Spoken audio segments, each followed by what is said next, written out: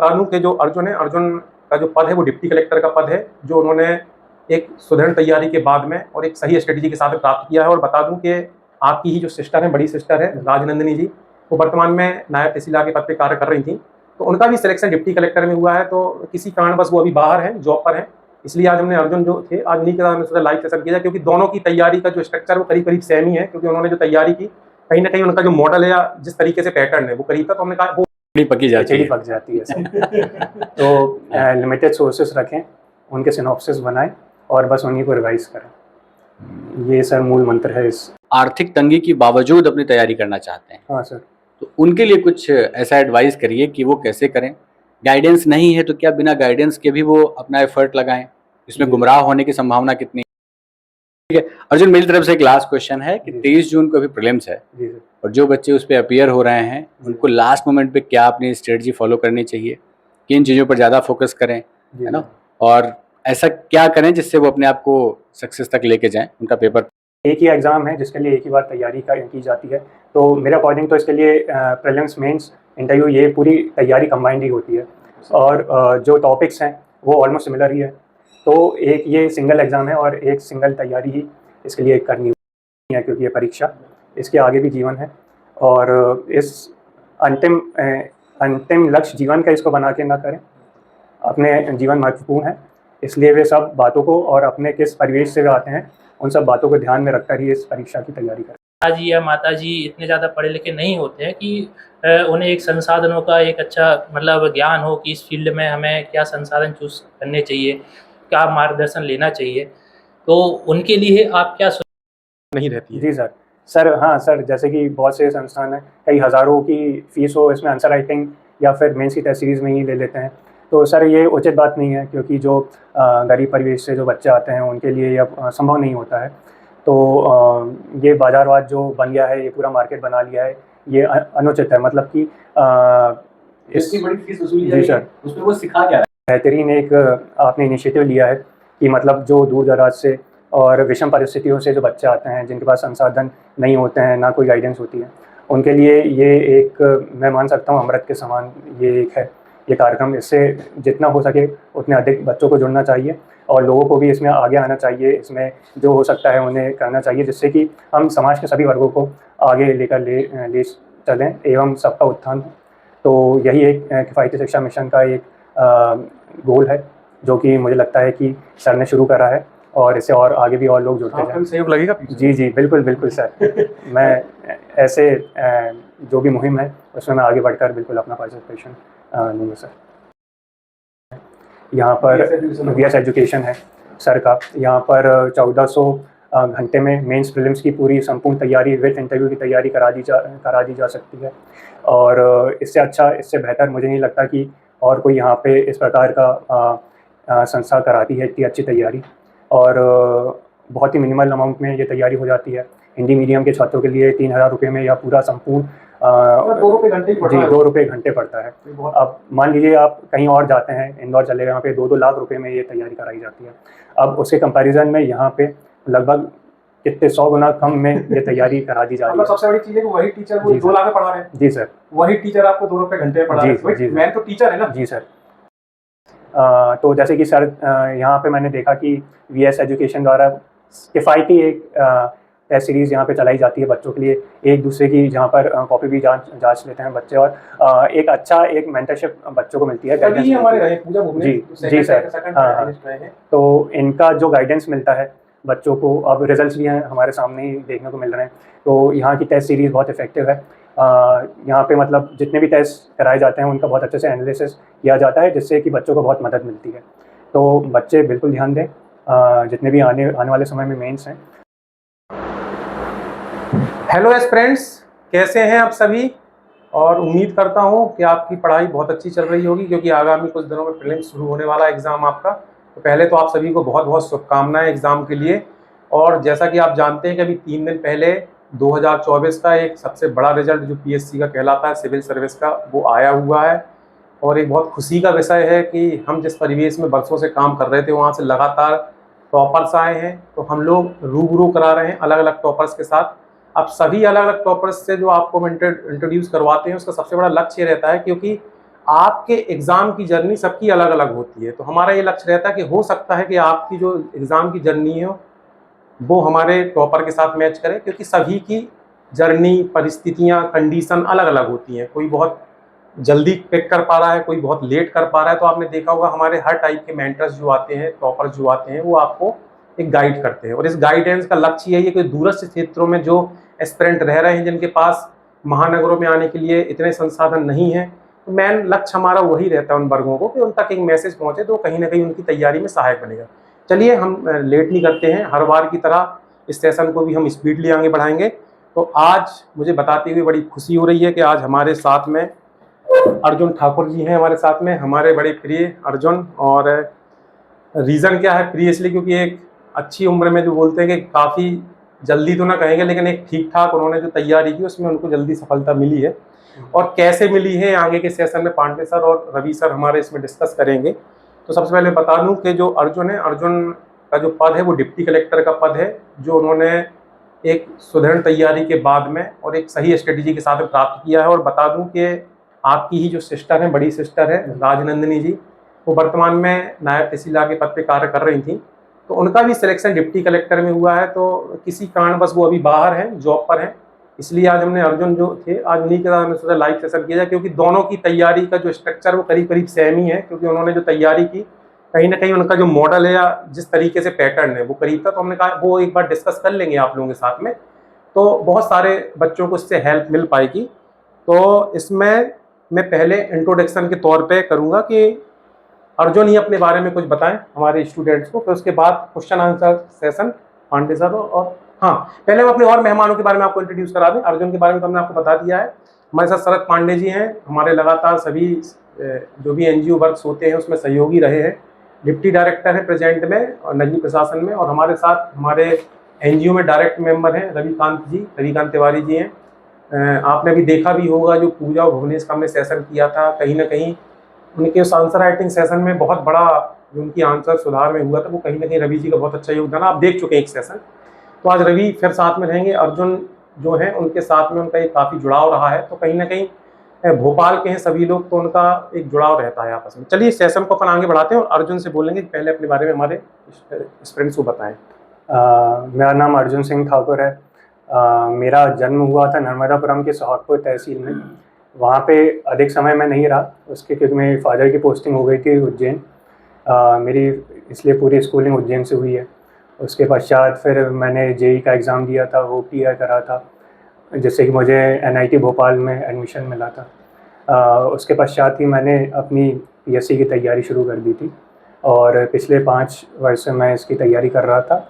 और ये मेरा तीसरा अटैम्प्ट था MPPSC 2021 का, जिसमें मुझे डिप्टी कलेक्टर का पद प्राप्त हुआ है। तो ठीक है, अर्जुन जी से अब क्वेश्चन आंसर सेशन शुरू करते हैं। जो जनरली हमारे पास हमारे मीडिया पे आते रहते हैं प्रश्न, वो हम लोगों से जो पूछते हैं कहीं ना कहीं उनको नोट करके अपने टॉपर से पूछना पसंद करते हैं, कि ताकि आपको वो आंसर मिल सके। शरद सर, आप इस सेशन को आगे बढ़ाएं। Thank you sir. सभी अभ्यर्थियों को और सभी जो दर्शक हैं हमारे, उनको नमस्कार। और मैं अपने दोनों सहयोगियों विक्रम सर और रवि सर के माध्यम से सेशन की शुरुआत करता हूं। अर्जुन सिंह को एक बार मेरी तरफ से भी फिर से ढेर सारी शुभकामनाएं। और टॉपर्स के साथ में बातचीत की जो हमारी ये श्रृंखला है सवालों की, हम उसमें आज मेरे हिस्से में जो सवाल हैं, बहुत ज़्यादा सवाल तो हम नहीं करेंगे, क्योंकि हम लोग बहुत सारे लंबे समय से काफ़ी सारे टॉपर्स से बात कर रहे हैं। तो जो ट्रेडिशनल सेगमेंट है उसको छोड़ करके हम कुछ जो नए सवाल हैं उन पर बात करेंगे। अर्जुन जी जो हैं, उनके साथ में सबसे अच्छी बात, जो सबसे उनके प्रोफाइल में सबसे जो ब्राइट फील्ड जो दिखाई देता है, वो उनकी संस्था है ग्रेजुएशन की। वो मैनिट के पास आउट हैं, मौलाना आज़ाद जो नेशनल इंस्टीट्यूट है ना, जिसको हम NIT के रूप में भी देख रहे हैं MP में। तो अर्जुन से मेरा पहला सवाल ये है कि NITian होने की हैसियत से एक टेक्निकल व्यक्ति, एक इंजीनियर जो है, बहुत सारे इंजीनियर्स, मैनिट जो है, NIT जो है, बहुत सारे रिजल्ट दे रहा है, UPSC में दे रहा है। अब तो हम लोग पिछले 4-5 सालों से देख रहे हैं MPPSC में बहुत सारे लोग सेलेक्ट हो रहे हैं। इसी बार का जो रिजल्ट आप देख रहे हैं, उसी में कम से कम 7-8 लोग जो है वो NIT से पास हुए हैं। 7th रैंक जो आसिमा की है वो भी NIT की ही है, और भी बच्चे जो हमारे संपर्क में हैं। तो टेक्निकल फील्ड का व्यक्ति जो है वो सोशल सेक्टर में आ रहा है, पब्लिक सर्विसेज में। ये एक नया अनोखा इंटरेस्ट देखने को मिल रहा है, क्या कहना चाहेंगे? सर, मेरे अकॉर्डिंग जैसे कि इंजीनियरिंग में एक प्रॉब्लम सॉल्विंग स्किल डेवलप होता है, और मैंने अपने कॉलेज में एक इन्वायरमेंट देखा कि वहाँ पे कम्पिटिटिव इन्वायरमेंट मिला। वहाँ पे जितने भी बच्चे आते हैं वो जेईई का एग्ज़ाम क्लियर करके आते हैं, उनमें एक कंपटीशन की स्पिरिट रहती है, और उसके पश्चात इंजीनियरिंग में आके भी उन्हें एक जो गाइडेंस प्राप्त होता है, तो उस गाइडेंस का यूज़ कर वे other competitive exam, civil services, MPPSC इसमें लग जाते हैं। तो सर ये वही एक कम्पिटिटिव स्पिरिट है जो कि हम में होती है, और एक प्रॉब्लम सॉल्विंग स्किल जो डेवलप होता है उसी का इस्तेमाल कर हम एग्ज़ाम्स क्लियर करते हैं। तो यही मुझे लगता है कि एक मतलब स्कूल में की गई मेहनत जो है वो जी सर। पीएससी की तैयारी में भी काम आती है जी सर। ना, और ग्रेजुएशन इंजीनियरिंग आप जो भी पढ़ रहे हैं जी सर। उसमें की गई मेहनत काम आती ही है। जी सर। अच्छा अर्जुन, बहुत सारे लोग जो बच्चे अभी तैयारी करने के लिए आ रहे हैं, अब तो नए सेशन की शुरुआत हो रही है, 12th पास किए हुए बच्चे ग्रेजुएशन में जा रहे हैं, ये सब उसी के साथ में सिविल सर्विसेज की तैयारी भी कर रहे हैं। जो बच्चे तैयारी के लिए आते हैं उनको एक चीज़ बताई जाती है कि एग्ज़ाम का जो शेड्यूल है उसमें प्रीलिम्स पहले होता है, फिर मेंस होता है, फिर इंटरव्यू होता है। जी सर। लेकिन जब हम लोग तैयारी करते हैं, जब हम लोग कर रहे थे, जब आप लोग कर रहे हैं, जी सर। तो मुझे ऐसा लगता है कि ये क्रम शायद पलट जाता है। जी सर। है ना? तो आप अपना ओपिनियन बताइए कि बच्चे को तैयारी कैसे करनी चाहिए, एक सही स्ट्रेटजी क्या हो इसकी? सर मेरे अकॉर्डिंग तो जिस दिन से बच्चा यह सोचता है या ठान लेता है कि उसे सिविल सर्विसेज करना है, स्टेट सर्विसेज करना है, उसी दिन से उसका इंटरव्यू की तैयारी शुरू हो जाती है। वो अपने अंदर वो एक एप्टीट्यूड डेवलप करना शुरू कर देता है। सर ये एक ही एग्ज़ाम है जिसके लिए एक ही बार तैयारी की जाती है, तो मेरे अकॉर्डिंग तो इसके लिए प्रीलिम्स, मेंस, इंटरव्यू ये पूरी तैयारी कंबाइंड ही होती है, और जो टॉपिक्स हैं वो ऑलमोस्ट सिमिलर ही है। तो एक ये सिंगल एग्ज़ाम है और एक सिंगल तैयारी ही इसके लिए करनी होती है। तो और यही तैयारी हमें फ्रूट्स देती है, एक अपने अंतिम परिणाम तक पहुंचाती है। बिल्कुल बिल्कुल। नोट्स बनाना, जी सर। है ना, इस एग्ज़ाम को पास करने के लिए कितना कंपलसरी है, कितना ज़रूरी है? क्योंकि हम लोग अभी प्रेजेंट में जो देख रहे हैं वो आप मान के चलिए कि सोशल मीडिया के माध्यम से, या हाँ ये पीडीएफ का युग है, पीडीएफ कल्चर चल रहा है। मतलब कोई बुक लॉन्च होती है और वो आपको 24 घंटे के अंदर आपको टेलीग्राम चैनल पे मिल जाती है पूरी की पूरी, है ना। और क्या कहें इसको कि इंफॉर्मेशन बॉम्बार्डमेंट का जो युग है हम उसमें जी रहे हैं। जी सर। मतलब पहले आज से 5 साल 10 साल पहले की बात थी कि कंटेंट ही नहीं मिलता था। अब इतना कंटेंट है कि आप कंफ्यूज हैं कि एक किताब को पढ़ने के लिए, एक सब्जेक्ट को पढ़ने के लिए आपके पास कम से कम 50 किताबें हैं। जी सर। तो जो नए अभ्यर्थी हैं जिनको अभी ज़्यादा समय नहीं हुआ है, या जो लोग मुझे लगता है कि मार्केट की इस ट्रेंड की वजह से मिसगाइड हो रहे हैं, जी सर, उनको एक सही सलाह दीजिए कि उनको क्या करना चाहिए। सर मैं ये कहना चाहूँगा कि मैं इस पीडीएफ कल्चर से बिल्कुल दूर रहा हूँ सर। सर मुझे कभी ये आदत नहीं रही कि मैं फ़ोन से पढूँ या फिर लैपटॉप से पढूँ। सर ये मैंने कभी भी नहीं करा, ना स्कूल की पढ़ाई के दौरान, ना ही कॉलेज की पढ़ाई के दौरान। अगर मैं जब तक अपने हाथ से अपने नोट्स बना के तैयारी ना करूँ तब तक मुझे कॉन्फिडेंस नहीं आता है सर। तो सर मेरे लिए, सबके लिए यही एडवाइस है कि जो भी नोट्स वो रेफ़र करते हैं, जहाँ से भी गाइडेंस लेते हैं, जिस भी नोट्स से, तो वे स्वयं बनाएं, पीडीएफ से दूर रहें, फ़ोन से पढ़ने से दूर रहें। इससे उन्हें खुद पे कॉन्फिडेंस रहेगा। प्लस एक राइटिंग प्रैक्टिस भी हो जाती है इससे, जब वे स्वयं के नोट्स बनाते हैं। इसका इन्हें फ़ायदा मिलेगा इनकी आंसर राइटिंग में, मेंस में। तो ये नोट्स हैं, 50 जगह से उनको नोट्स मिलेंगे। ये बेस्ट जगह से नोट्स अपने चुनें और अपने नोट्स खुद से तैयार करें, शॉर्ट एंड क्रिस्प, जिससे कि इनकी मेंस में इनको मदद मिल सके, रिवीजन में भी आसानी हो, और एक मेंटल बर्डन ना बने। क्योंकि जब बहुत सारे too many cooks spoil the broth, ये हमने सुनी है, तो इतने सारे जब सोर्सेज से इंफॉर्मेशन आ जाएगी, खिचड़ी पक जाती है तो लिमिटेड सोर्सेज रखें, उनके सिनॉप्सिस बनाएं और बस उन्हीं को रिवाइज करें। ये सर मूल मंत्र है इस परीक्षा में। बिल्कुल। अच्छा, मैं कहना चाहूँगा कि आपको गाइडेंस जो है कहीं ना कहीं अपनी जो एल्डर सिस्टर हैं, आपकी जो बड़ी बहन है, उनसे मिला। जी सर। लेकिन बहुत सारे बच्चे इस मामले में खुशकिस्मत नहीं हैं। जी सर। तो ऐसे लोग जिनको आर्थिक रूप से लगता है कि वो इतने सक्षम नहीं है कि इस मार्केट में इतनी फीस पे कर पाएँ, जी सर, और जिनको ऐसा लगता है कि वो इस आर्थिक तंगी के बावजूद अपनी तैयारी करना चाहते हैं, हाँ सर, तो उनके लिए कुछ ऐसा एडवाइस करिए कि वो कैसे करें गाइडेंस नहीं है तो क्या बिना गाइडेंस के भी वो अपना एफर्ट लगाएं, इसमें गुमराह होने की संभावना कितनी है? जी सर। और या फिर उनको कोई दूसरा विकल्प चुनना चाहिए जिसमें जी। वो कहीं ना कहीं एक सही ट्रैक पर पहुंचे, जी सर। है ना? प्लीज। सर जैसे कि मैं अपने बारे में बताता हूँ कि मेरा एक एकेडमिक बैकग्राउंड रहा है शुरू से। मेरे घर में भी एक माहौल रहा है क्योंकि मेरे फादर प्रोफेसर थे इंजीनियरिंग कॉलेज में, मेरी सिस्टर NIT में ही थी। तो एक माहौल जो मुझे घर पे मिला है, तो एक एकेडमिक माहौल मुझे घर पे ही मिल गया था। और मैं थोड़े मिडिल क्लास बैकग्राउंड से आता हूँ, तो रिसोर्सेज की मुझे कमी नहीं थी। पर कई अब जो हम देखते हैं कि कई बच्चे जो आते हैं वंचित वर्गों से आते हैं, थोड़ा लोअर मिडिल क्लास फैमिलीज से आते हैं, तो उनके लिए सबसे पहला संदेश तो मुझे यह है देना चाहता हूँ कि वे जो उनके पास संसाधन मौजूद हैं, उपलब्ध हैं, उसी से वे तैयारी करें। वे खुद पे और अपने फैमिली पर कोई एक्स्ट्रा बर्डन ना डालें कि वे कहीं अपना घर गिरवी रखे, ज़मीन गिरवी रख के यहाँ पे आ जाएं। सिलेबस को ध्यान में रखें, सिलेबस को ध्यान में टू द रखें। पॉइंट फोकस करते जी। हुए। और एक अगर प्लान B किसी के पास है तो उस पर भी वो तैयार रखें। ये अंत नहीं है क्योंकि ये परीक्षा, इसके आगे भी जीवन है। और इस अंतिम लक्ष्य जीवन का इसको बना के ना करें। अपने जीवन महत्वपूर्ण है, इसलिए वे सब बातों को और अपने किस परिवेश से वे आते हैं उन सब बातों को ध्यान में रखकर ही इस परीक्षा की तैयारी करें। बिल्कुल। अच्छा, आप बाबा महाकाल की नगरी से हैं। जी सर। और हम लोगों ने ऐसा सुना है कि वो शहर जो है वो बड़ा ब्लेसिंग्स देता है। हाँ सर। आप अपने आप को कितना खुशकिस्मत मानते हैं इस फील्ड में जो लोग तैयारी करने के लिए उतरते हैं? जी सर। क्योंकि अभी 22 का रिजल्ट आया जिसपे बहुत सारे सिंसियर स्टूडेंट्स जो हमारे साथ लगातार जुड़े हुए थे और जिनके सिलेक्शन को लेकर के हम लोग बहुत आश्वस्त थे, जी सर। है ना? तो ऐसे जो ब्राइट स्टूडेंट्स हैं वो भी किसी वजह से बाहर हुए। नो डाउट कुछ न कुछ इम्प्रूवमेंट और करना बाकी है अभी उनके लिए। लेकिन ऐसा लोग कहते हैं कि उज्जैन जो शहर है वहाँ, तो आप अपने आप को कितना खुशकिस्मत मानते हैं? आप कितने भाग्यशाली रहे? और इस फील्ड के लिए लोगों को कर्म के साथ साथ भाग्य पर भी विश्वास करना चाहिए क्या?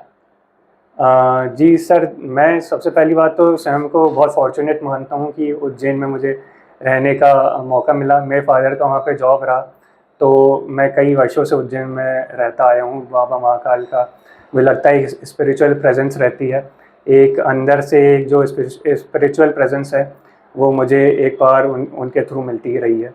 तो मैं खुद को बहुत फॉर्चुनेट मानता हूँ कि मैं उज्जैन नगरी में रहा हूँ।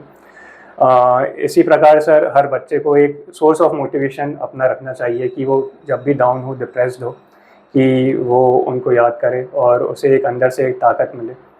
PSC या सिविल सर्विस की तैयारी करने वाले बच्चों को तो भगवान में ये विश्वास रखना ही चाहिए। जी जी सर। है ना? ये कहीं ना कहीं उनको जी सर एक इनर इंस्पिरेशन, जी, है ना, एक स्पिरिचुअल प्रेजेंस जो है तो वो तो देता ही है। जी सर। ठीक है अर्जुन, मेरी तरफ से एक लास्ट क्वेश्चन है कि 23 जून को अभी प्रीलिम्स है जी सर। और जो बच्चे उस पर अपियर हो रहे हैं उनको लास्ट मोमेंट पे क्या अपनी स्ट्रेटजी फॉलो करनी चाहिए? किन चीज़ों पर ज़्यादा फोकस करें, है ना? और ऐसा क्या करें जिससे वो अपने आप को सक्सेस तक लेके जाएं, उनका पेपर बढ़िया जाए? सर मेरे अकॉर्डिंग अब समय कम बचा है, तो अब ज़्यादा कुछ नया उनको सोर्स लेने की ज़रूरत नहीं है बिल्कुल भी। जिन सोर्सेज से वो तैयारी करते आ रहे हैं पिछले कुछ विगत महीनों से, उन्हीं पे फोकस करें। जो शॉर्ट नोट्स बनाए हैं उनको कंटिन्यूसली रिवाइज करते चलें। और जैसे कि कुछ टॉपिक्स हैं, क्योंकि MPPSC है, तो मध्य प्रदेश का GK जो है उसको जितना वो रिवाइज कर सकें उतना करना ही चाहिए, क्योंकि मेजर पोर्शन उससे आता है। MP करंट अफेयर्स अच्छे से करें, नेशनल करंट अफेयर्स अच्छे से करें, तो इससे उनको एक बूस्ट मिलेगा। क्योंकि ये MP की एग्ज़ाम है, इनके क्वेश्चंस अगर वो सब सही करेंगे तो उनको अच्छा कॉन्फिडेंस मिलेगा। तो मेरी यही उनको एक एडवाइस रहेगी कि जो पढ़ चुके हैं वो कंटिन्यूसली रिवाइज करते चलें। Thank you Arjun. बातचीत के सिलसिले को, जो हमारा विमर्श है टॉपर से बातचीत का, उस श्रृंखला में मैं अब आगे की बातचीत के लिए विक्रम सर को हैंडओवर करता हूं। मेरी तरफ से ये सेशन खत्म होता है। धन्यवाद। क्योंकि अब बाकी जो मेरे प्रश्न रहेंगे वो एक सामाजिक पृष्ठभूमि से रहेंगे, क्योंकि हम लोग वहीं पे काम कर रहे हैं काफ़ी। उसके पहले मैं रवि सर को बोलूँगा कि चूँकि अर्जुन से काफ़ी समय से उनका भी जुड़ाव रहा है, तो कुछ ऐसा व्यक्तिगत डिस्कशन हो जो स्टूडेंट्स को, क्योंकि वो भी NIT भोपाल से रहे हैं, तो कुछ ऐसा बता दें बच्चों को, एक कोई ऐसा ट्रिक बता दें, ऐसा कोई मूल मंत्र उनके बीच से निकल आए जो एक कुछ यूनिक रहे। तो रवि जी आप थोड़ा इस सेशन को कंटिन्यू करें। धन्यवाद सर। सबसे पहले तो मैं अर्जुन को उनकी इस सफलता के लिए बहुत बहुत बधाइयाँ और शुभकामनाएं देना चाहता हूँ, क्योंकि हमारा और अर्जुन का जुड़ाव कॉलेज से ही रहा है। एक सीनियर जूनियर के तौर पे हमारी एक बॉन्डिंग बहुत ही बड़े भाई छोटे भाई की तरह रही है। और इनकी सिस्टर्स जो हैं वो हमारी सीनियर रही हैं, राजनंदिनी जी, उनसे भी मेरा अच्छा जुड़ाव रहा है। और जैसा कि अर्जुन ने बताया कि इनके परिवार में ही इन्हें मार्गदर्शन मिला है कहीं ना कहीं अपने पिताजी से, अपनी दीदी से। पिताजी भी प्रोफेसर हैं जी और इनको घर पे ही इन्होंने अपनी स्टडी जारी रखी, कहीं मार्गदर्शन के लिए कहीं भटके नहीं। लेकिन मैं एक सवाल उन छात्रों के लिए पूछना चाहता हूँ जो दूर दराज के शहरों में, गाँव में, कस्बों में बैठे हैं, जिनके लिए मार्गदर्शन नहीं मिल पाता है, या उनके पिताजी या माताजी इतने ज़्यादा पढ़े लिखे नहीं होते हैं कि उन्हें एक संसाधनों का एक अच्छा मतलब ज्ञान हो कि इस फील्ड में हमें क्या संसाधन चूज़ करने चाहिए, क्या मार्गदर्शन लेना चाहिए। तो उनके लिए आप क्या सुझाव देना चाहते हैं? सर, जैसे कि जो दूर दराज इलाकों से बच्चे आते हैं उनके पास कोई भी मार्गदर्शन नहीं मिलता है। पहली बार वो यहाँ पे आते, सिलेबस भी पता नहीं होता है। कई बार तो किस चीज़ की एग्ज़ाम है, किस पद पे चयन होता है, ये भी नहीं पता होता है। तो ऐसे विद्यार्थियों के लिए मार्गदर्शन बहुत ही आवश्यक हो जाता है। तो अब इसमें छात्रों को जैसे कि मैंने बताया कि 50 तरह के संस्थान मिलते हैं, और मैं उनके लिए यही एक सुझाव देना चाहता हूँ कि वे अपनी सोच समझ के यह निर्णय लें, अपना परिवेश देखें, आर्थिक परिदृश्य देखें, उसके बाद ही वे यह अंतिम निर्णय लें कि उन्हें कहाँ से तैयारी करनी है। जैसे कि यहाँ पर भोपाल में अभी VS जो अकेडमी है, यहाँ पर VS एजुकेशन है सर का, यहाँ पर 1400 घंटे में मेंस प्रीलिम्स की पूरी संपूर्ण तैयारी विद इंटरव्यू की तैयारी करा दी जा सकती है। और इससे अच्छा, इससे बेहतर मुझे नहीं लगता कि और कोई यहाँ पे इस प्रकार का संस्था कराती है इतनी अच्छी तैयारी।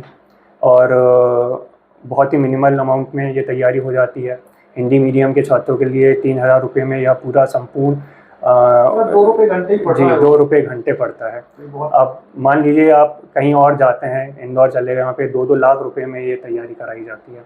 अब उसके कंपैरिजन में यहाँ पे लगभग कितने 100 गुना कम में ये तैयारी करा दी जा रही है। सबसे बड़ी चीज़ है कि वही टीचर वो 2 लाख में पढ़ा रहे हैं। जी सर। वही टीचर आपको 2 रुपये घंटे में पढ़ा रहे हैं। मेन तो टीचर है ना। जी सर।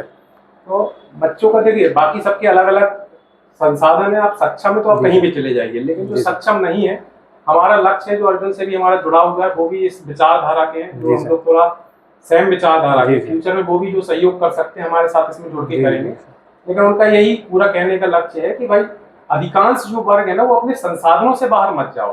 अब जैसे आपके पिताजी के पास 4 एकड़ जमीन है, और अगर आपने वही गिरवी रख के तैयारी करने लगे, तो आप खुद सोचिए ना कि आपने अपने परिवार को भी टेंशन में डाल दिया। और फिर आप सोचो 3 साल बाद आपके क्या हालात होंगे, क्योंकि PSC तो आप अर्जुन भी जानते हैं कि बहुत अनसर्टेन, उनके बहुत सारे फ्रेंड फंसे हुए हैं अभी। तो आप, अगर आपके पास 2 ही साल का बजट है कि आप 2 साल से ऊपर नहीं रोक सकते, तो कृपया आप उसके बाहर जाके काम ना करें। हमारा पूरा ये लक्ष्य है ना कि जो करें संसाधनों में करें, और हम हैं, और हमारे जैसे और भी प्लेटफॉर्म होंगे, हम सबको तो नहीं जानते हैं।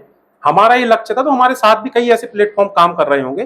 तो आपके शहर में जो हो वाजिब, आप वहां पे कर सकते हो। हम ऐसा नहीं बोलते कि सब VS एजुकेशन के आसपास ही है, बस हमारा ये था कि हम लोग बहुत किफायती में करवा रहे हैं, चाहे वो टेस्ट सीरीज हो। और टेस्ट सीरीज में तो खैर मतलब हमारा कुछ है ही नहीं, मतलब उसमें कि मान के चलिए वो तो एक ऐसा कागज की भी कीमत नहीं है सर उसमें जो अपन कर रहे हैं काम।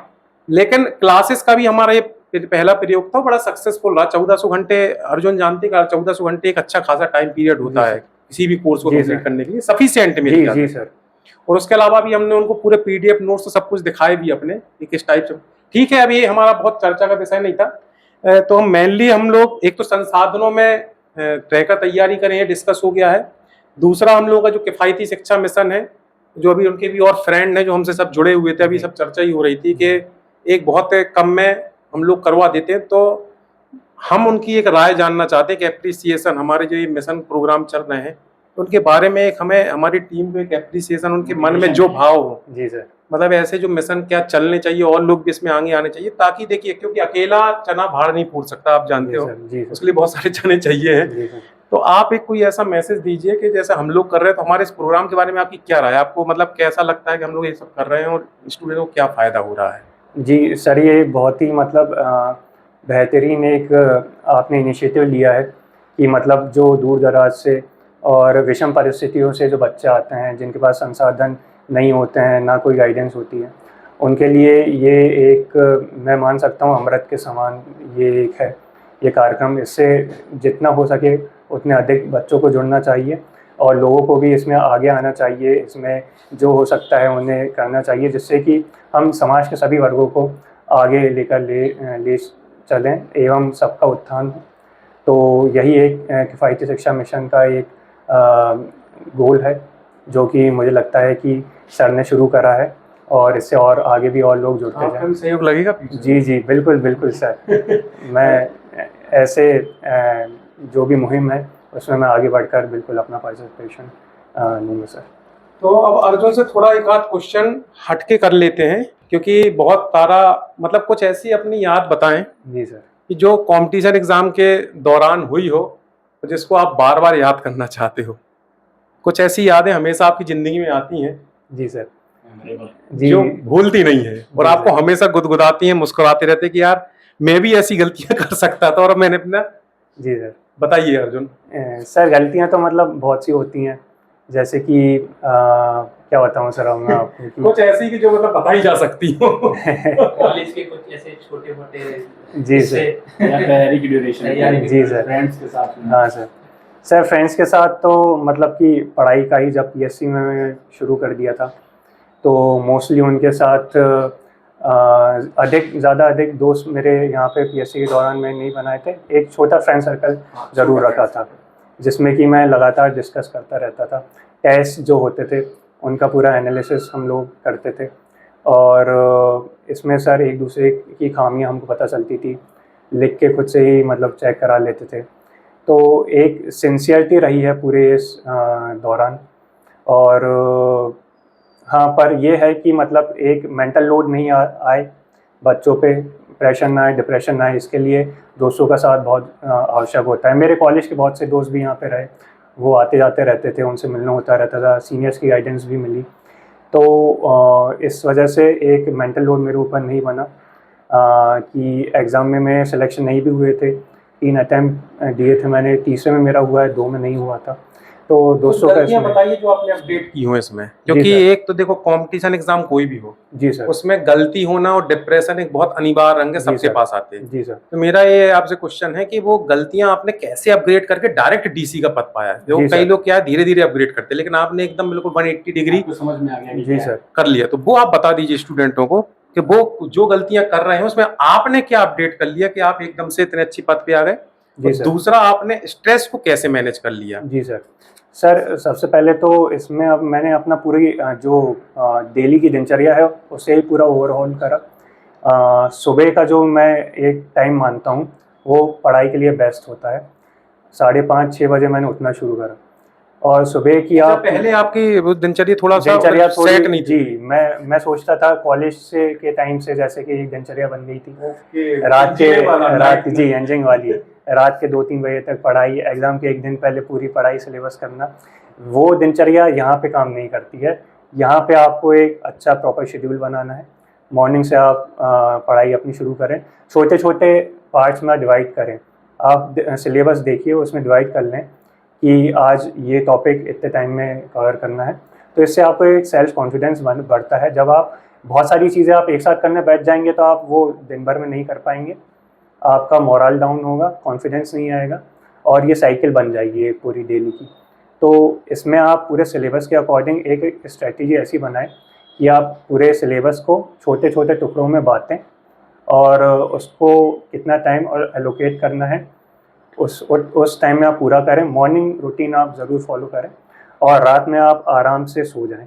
मतलब नींद आप भरपूर पूरी लें। भरपूर नींद लें और दिन में भी 1 घंटे 2 घंटे की ज़रूर नींद लें आप शाम को, ताकि एक फ्रेश माइंड के साथ पढ़ सकें। जो लोग ये बोलते हैं कि 14-20 घंटे की पढ़ाई करना है, वो सब मैं नहीं मानता। इस एग्ज़ाम के लिए आपको सिंसियरली पढ़ना है, लेकिन 8 घंटे मैं मानूंगा आप अगर निकाल पा रहे हैं दिन में। मॉर्निंग में आप अगर 3 घंटे भी पढ़ रहे हैं तो वो आपके 6 घंटे के बराबर हो जाता है। बिल्कुल सही बात है। मॉर्निंग की पढ़ाई बहुत इफ़ेक्टिव रहती है इसमें। और कुछ जो टॉपिक्स हैं जो कि फिक्स्ड हैं, थिंकर्स वगैरह हुए, ये आप 2-3 थिंकर्स आप करते चलिए, आपको बाद में लोड नहीं आएगा बिल्कुल भी। एग्ज़ाम के एक दिन पहले आप अगर सब कुछ चीज़ें एक साथ रिवीजन पूरा सिलेबस किसी भी पेपर 1-2 के पहले करने का सोचे तो वो पॉसिबल होता ही नहीं है। आपको आपकी एग्ज़ाम के पहले कम से कम 1 हफ्ते पहले ही पूरा सिलेबस पूरा होना चाहिए। शॉर्ट नोट्स के थ्रू नोट्स बनाए, सिनॉप्सिस बनाए। मतलब चूंकि सिविल सर्विस एग्जाम है, लिखने में कंजूसी ना करो। आपको अगर 3 बार भी बनाना पड़ रहा है तो उसमें मेरे ख्याल से कोई कोताही नहीं होना चाहिए। बिल्कुल नहीं सर। और जो पीडीएफ नोट्स का बताया उसका भी यही कंक्लूजन था। पीडीएफ आप देख लो, लेकिन पीडीएफ का ये मतलब नहीं है कि आप हर 1 महीने में नई पीडीएफ पढ़ रहे हैं।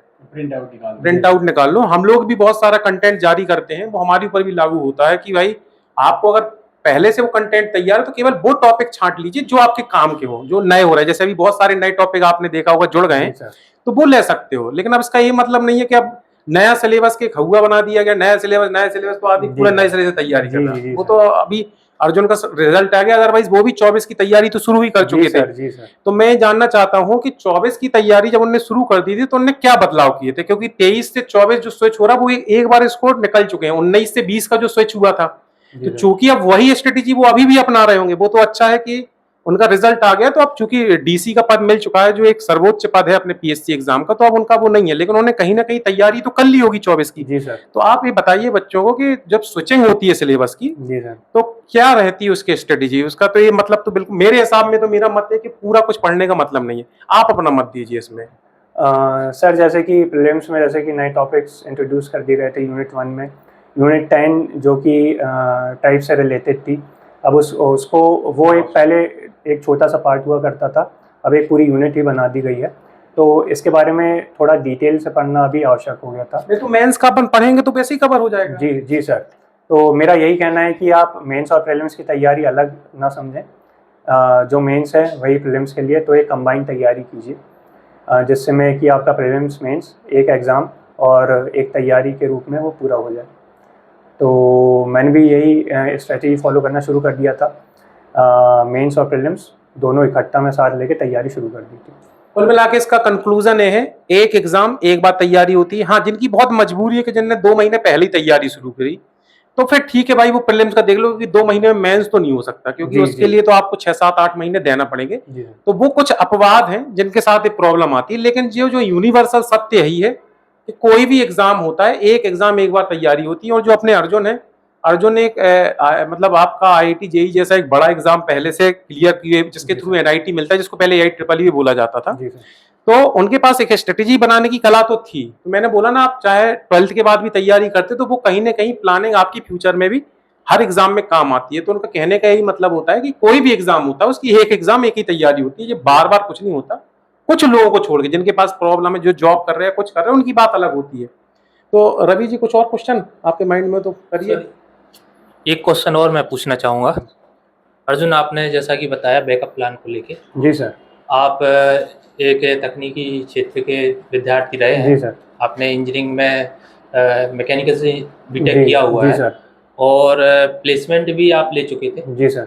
फिर भी आपने एक सिविल सर्विसेज का डिसीजन लिया, जो कि अपने आप में एक बड़ा डिसीजन था कि एक जॉब को छोड़ के हम सिविल सर्विसेज में जा रहे हैं। जी सर। लेकिन आज का जो कंपटीशन का माहौल है, जी सर, उसमें इतना ज़्यादा प्रेशर रहता है बच्चों पे। जी सर। कि सिर्फ इसी फील्ड में आगे बढ़ा जाए कि बैकअप प्लान को भी तैयार किया जाए, क्योंकि ये डिसीजन लेना एक अपने आप में बहुत ही मुश्किल होता है स्टूडेंट को। जी सर। तो आपका क्या सुझाव है कि बैकअप प्लान को रखना चाहिए कि सिर्फ जो भीड़ चाल जहाँ चल रही है, बाजारबाद का जो आज माहौल बना हुआ है, कि उसी की तरफ स्टूडेंट लगे हुए हैं, तो आपका इसके बारे में क्या सुझाव है? जी सर, मैं बिल्कुल ये मानता हूँ कि बैकअप प्लान होना ही चाहिए, क्योंकि मैंने जैसे कि बताया कि MPPSC जीवन का अंत नहीं है। जैसे कि अगर किसी ने ग्रेजुएशन करा है, इंजीनियरिंग से ग्रेजुएशन करा है, उसका जॉब है, तो मैं ये ज़रूर उसे कहूँगा कि वो एक्सपीरियंस ले उस फील्ड का भी। कुछ टाइम वो उसमें ज़रूर जाए, वहाँ से एक्सपीरियंस उसे मिल जाएगा, वर्क एक्सपीरियंस, तो उसे वो एज अ बैकअप प्लान ज़रूर काम करेगा आगे। तो मैं यही कहना चाहूँगा कि बैकअप प्लान होना चाहिए। MPPSC की तैयारी तभी शुरू करें जब एक बैकअप प्लान हो बच्चे के पास, क्योंकि हम देखते हैं कि बच्चे जिनके पास बैकअप प्लान नहीं होता है वो बहुत जल्दी डिप्रेशन में आ जाते हैं। और ऐसी आर्थिक परिस्थितियों से आते हैं जहाँ पर उनकी फैमिली उनको आगे सपोर्ट नहीं कर पाती है। तो ऐसे बच्चों के लिए यह बहुत आवश्यक है कि वे एक बैकअप प्लान तैयार करें। और हो सके तो मतलब कई बच्चे जैसे कि जॉब्स के साथ भी तैयारी कंटिन्यू करते हैं। जी, जॉब के साथ भी तैयारी कंटिन्यू रखते हैं। तो ज़रूर अगर ये आप कर सकते हैं तो जॉब के साथ कंटिन्यू रखें, या फिर कुछ वर्क एक्सपीरियंस लेके उसके बाद अपनी तैयारी शुरू करें। अच्छा, एक धारणा और फैली रहती है कि जो तकनीकी या इंजीनियरिंग बैकग्राउंड के या मेडिकल बैकग्राउंड के जो स्टूडेंट रहते हैं वही ज़्यादा सिलेक्ट होते हैं। जी सर। आर्ट या अदर बैकग्राउंड के जो स्टूडेंट हैं उनके ऊपर आजकल ये प्रेशर देखा जा रहा है कि नहीं भैया आप आर्ट बैकग्राउंड से हैं तो सिलेक्ट नहीं हो सकते, आजकल सिर्फ इंजीनियरिंग वाले ही सिलेक्ट हो रहे हैं। तो इसके बारे में आपके क्या विचार हैं? जी सर, मैं ये मानता हूँ कि सभी फील्ड से बच्चे आते हैं। हाँ, पर ज़्यादातर अभी इंजीनियरिंग से हम देखने को मिलते हैं, क्योंकि वहाँ का एक कॉम्पिटिटिव एनवायरनमेंट जो रहता है उससे उनका कॉन्फिडेंस को बूस्ट मिलता है काफ़ी। तो पर ये मैं नहीं मानता कि अदर फील्ड वाले बच्चे नहीं कर सकते हैं। कई बार जो देखा है कि आर्ट्स कॉमर्स वाले बच्चे भी सिविल सर्विसेज में जी टॉपर भी उसी बैकग्राउंड से हैं। तो ये गलत धारणा ना बनाए कोई भी बच्चा कि हम आर्ट्स से हैं या कॉमर्स से हैं तो सिविल सर्विसेज नहीं कर पाएंगे। हम सब कर सकते हैं। सभी बैकग्राउंड से आने वाले बच्चे इस एग्ज़ाम में सफलता प्राप्त कर सकते हैं। जनरल स्टडीज़ है इसमें मोस्टली, जो कि हर फील्ड से आने वाला बच्चा आसानी से कर सकता है। धन्यवाद अर्जुन। अब चलिए थोड़ा सा एक आध दो तीखे प्रश्न अर्जुन जी से हो जाए। अभी तक तो क्या है बड़े अच्छे वाले चल रहे थे, हालांकि वो जरूरी है बताना, क्योंकि मैं अपने हर सेशन में एक बाजारवाद पे जरूर कटाक्ष करता हूँ, और वो एक जेन्युइन भी है। रीज़न क्या है कि क्योंकि 5 या 10% तो मैं बहुत बड़ी संख्या बोलूँ, इतने ही लोग होते हैं जो कुछ भी कीमत अदा कर सकते हैं। तो अर्जुन एक चीज़ बताएं, जो पहले भी हमारे टॉपर्स ने बोला है, एक आंसर राइटिंग और इन चीज का एक बड़ा हौवा बना दिया गया है। आप तो मेरे ख्याल से भोपाल में रह के ही आपने पूरा किया है। जी सर। तो एक हौवा बना के लोग साल साल भर स्टडी कर रहे हैं उसके लिए, आंसर राइटिंग, भाई उनकी तैयारी है नहीं तब भी कर रहे हैं। और जो एक जी बाजारवाद खड़ा हुआ है, हालांकि इसको तोड़ने के लिए हम लोगों ने मुहिम चलाई थी हमारे टेलीग्राम चैनल पे। अर्जुन के फ्रेंड सब भी बैठे, सब बोल रहे थे। हम लोग एक पेपर देते थे, जो लोग ग्रुप स्टडी कर सकते थे वो 4-4 बच्चों का ग्रुप बना के कर सकते थे, फैसिलिटी हमने दी थी। और अगर फिर जो नए बच्चे थे वो आंसर राइटिंग में वो हम लोगों ने बहुत मतलब इकोनॉमिकल इतना था कि वो हर किसी के बजट में था, वो हमने एक प्लान दिया था लोगों को। जो नहीं कर सकते थे, ऐसे पूजा और भुवनेश भी आए तो उन्होंने आपस में बैठ के ही कॉपियां चेक कर ली थी। तो आप इस थोड़ा बाजारवाद पे थोड़ा कटाक्ष करिए, क्योंकि वो जरूरी है। क्योंकि आज आप एक पद पे हो, कहीं ना कहीं केवल अब आप स्टूडेंट नहीं बचे हो, आपकी एक लोक जिम्मेदारी भी है। जी सर। साक्षी होते होते पीड़ित भी हो गए थे। तो इस पे आप थोड़ा अपने विचार दीजिए कि बच्चों को इसको कैसे मैनेज करें, क्योंकि ये सबके बजट की बात नहीं रहती है। जी सर। हाँ सर, जैसे कि बहुत से संस्थान हैं, कई हज़ारों की फीस हो, इसमें आंसर राइटिंग या फिर मेंस की टेस्ट सीरीज़ में ही ले लेते हैं। तो सर ये उचित बात नहीं है, क्योंकि जो गरीब परिवेश से जो बच्चे आते हैं उनके लिए यह संभव नहीं होता है। तो ये बाजारवाद जो बन गया है, ये पूरा मार्केट बना लिया है, ये अनुचित है। मतलब कि इतनी बड़ी फीस वसूली जी सर, उसमें वो सिखा क्या रहे हैं? जी सर, जानना चाह रहे हैं कि भाई इतना तो पेपर ही नहीं है, जी सर, आपको बता क्या रहे हैं? नहीं सर, जी सर, मैं वही बोल रहा हूँ कि किसी प्रकार का एनालिसिस नहीं होता है, बच्चों को पता नहीं चलता है, सॉल्यूशन ही नहीं मिलते हैं, मिलते ही नहीं है। हाँ, तो बच्चों जो उनके मन में आता है वो लिखते हैं, बच्चों को जो समझ में आता है, पर सॉल्यूशन नहीं होता है, एनालिसिस नहीं होता है, तो वो स्ट्रेटेजी ही नहीं बना पाते हैं कि मेंस को अप्रोच कैसे करें। तो जैसे कि सर यहाँ पे मैंने देखा कि वीएस एजुकेशन द्वारा किफ़ायती एक टेस्ट सीरीज़ यहाँ पे चलाई जाती है बच्चों के लिए, एक दूसरे की जहाँ पर कॉपी भी जांच लेते हैं बच्चे, और एक अच्छा एक मेंटरशिप बच्चों को मिलती है, गाइडेंस हमारे रहे पूजा जी सर, हाँ, तो इनका जो गाइडेंस मिलता है बच्चों को, अब रिजल्ट्स भी हैं हमारे सामने ही देखने को मिल रहे हैं। तो यहाँ की टेस्ट सीरीज़ बहुत इफ़ेक्टिव है। यहाँ पे मतलब जितने भी टेस्ट कराए जाते हैं उनका बहुत अच्छे से एनालिसिस किया जाता है, जिससे कि बच्चों को बहुत मदद मिलती है। तो बच्चे बिल्कुल ध्यान दें, जितने भी आने वाले समय में मेंस हैं उसमें वे संसाधनों में रहते हुए अपनी तैयारी करें एवं एक उचित निर्णय लेकर अपनी टेस्ट सीरीज़ या फिर मेंस की आंसर राइटिंग करें। अब बताइए एक और क्वेश्चन, ये भी थोड़ा तीखा है। जी सर। कि आजकल आप देख रहे हैं एड टेक का युग है, मार्केटिंग का है। जी सर। तो आजकल किसी शहर को इतना महिमा मंडित कर दिया जाता है जी सर। कि आपका सिलेक्शन यहीं से होगा। जी जैसे सर। बोला जाता है ना कि मरने के बाद आपको अपनी अस्थियां गंगा जी में तैराओगे तभी जी। आपको मोक्ष मिलेगा, लेकिन जी कई सर। लोग तो नर्मदा जी में भी कर रहे हैं, गोदावरी में भी कर रहे हैं। जी सर। कहने का मतलब ये है, क्या इतना जरूरी है कि आप अपनी स्थानीयता छोड़ दो? देखो, अगर आपके पास संसाधन है तो सब कर लीजिए, जी सर। लेकिन बड़ा वर्ग है जो नहीं है संसाधन जी संपन्न। सर। जी तो आप इस पे थोड़ा बताइए कि क्या आपने जब तैयारी की थी तो आपके भी मन में आया था कि मैं भी किसी ऐसे तीर्थ यात्रा पे निकल जाऊं कि जहां पे मुझे अंत में मोक्ष मिले? ऐसा कुछ था क्या? सर मतलब हाँ, मन में ज़रूर आता है, सुनने में आता है लोगों के द्वारा। एडटेक का जी सर। मार्केटिंग है ना। जी सर, बहुत जैसे मार्केटिंग होती है कि एक स्थान विशेष को मान लिया जाता है कि इसे ही हब मान लिया गया है, यहीं यहाँ जाओगे तभी आपका सिलेक्शन हो पाएगा। पर ऐसा मैंने बिल्कुल भी नहीं देखा है। 21 के रिज़ल्ट में जैसे कि विभिन्न स्थानों से पढ़े हुए बच्चों का सिलेक्शन हुआ है। तो हम किसी भी एक तीर्थ न माने किसी भी एग्ज़ाम के लिए एक जगह को, और जहाँ पे हैं जितने संसाधन हैं उन लिमिटेड सोर्सेज से अपनी तैयारी करें, और एक बढ़िया तैयारी हम कर सकते हैं अपने घर, अपने होम टाउन को छोड़े बिना भी। तो यही मेरा संदेश रहेगा सभी के लिए। मतलब कहने का ये मतलब ये है कि भाई जिसके पास है सुविधाएं, संसाधन मतलब होता है कि आपके घर में आर्थिक संसाधन का मतलब ये है कि आपके पास अगर है तो फिर तो आप कहीं चले जाओ। लेकिन हम लोगों का जो मेन मकसद ये है कि हम स्थानीयता को देते हैं, हम केवल भोपाल को नहीं बोल रहे हैं। इस बार चलो भोपाल से बहुत रिजल्ट आ गए हैं, जी जी। लेकिन इसका ये मतलब नहीं है कि हमेशा भोपाल ही अगला तीर्थ स्थान बनने की तैयारी कर रहा है, ऐसा बिल्कुल भी नहीं है।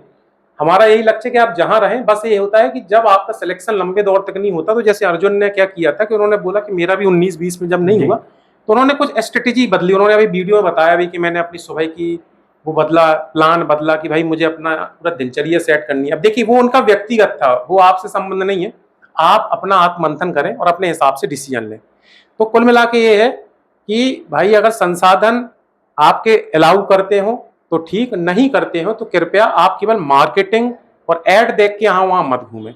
सीधी सी बात है। और बहुत संभल के डिसीजन लें, क्योंकि समय बहुत कीमती है। 3-4 साल निकल जाते हैं, उसके बाद आप जानते हो कि फिर वो ना तो एनर्जी बचती है, जी सर। ना आपका परिवार सपोर्ट करने लायक कंडीशन बनता है। जी सर। रवि जी, कोई और क्वेश्चन रहेगा?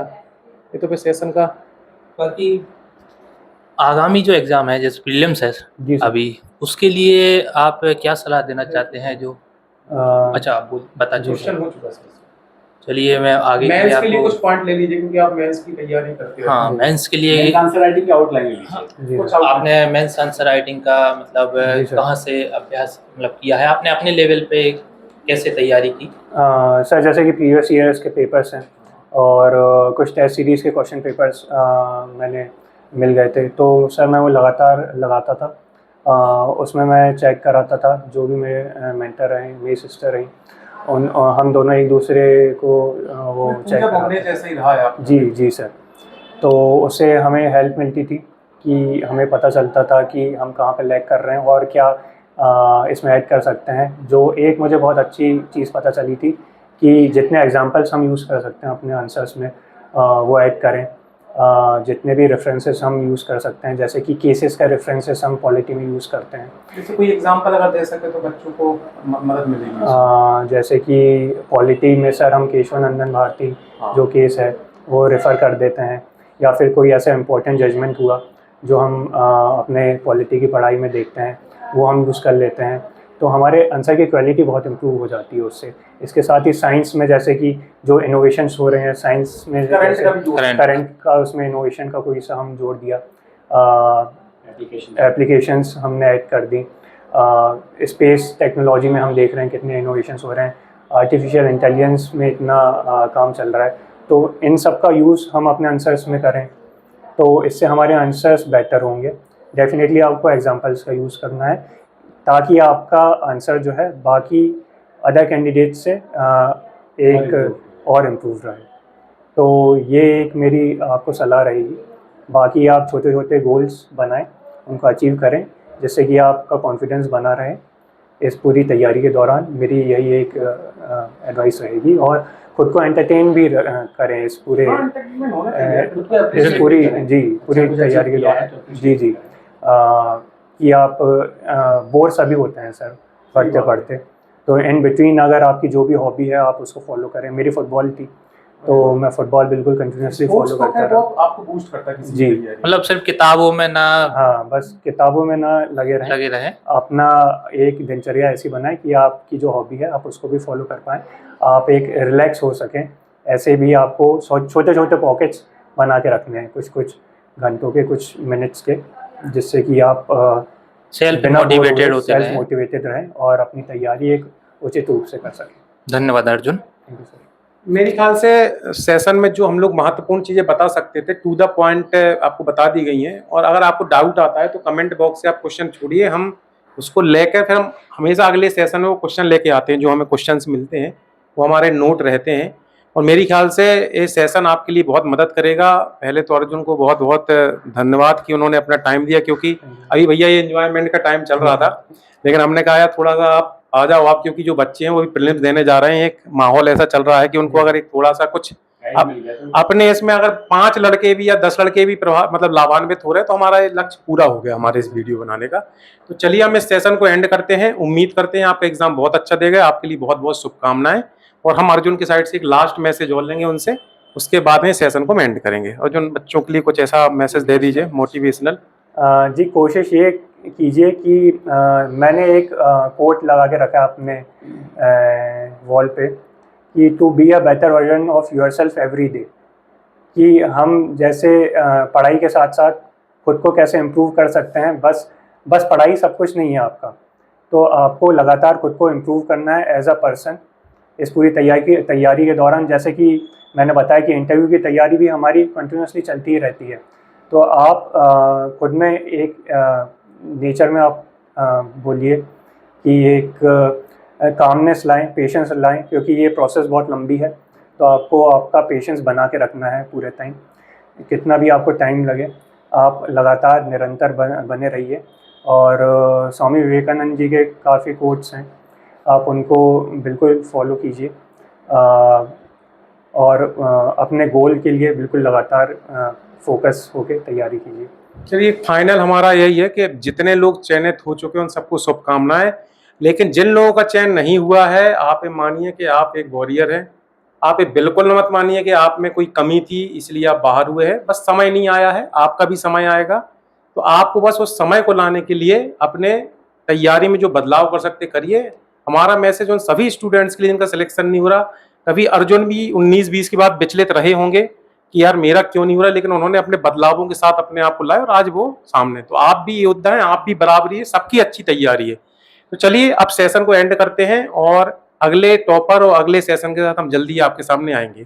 Thank you.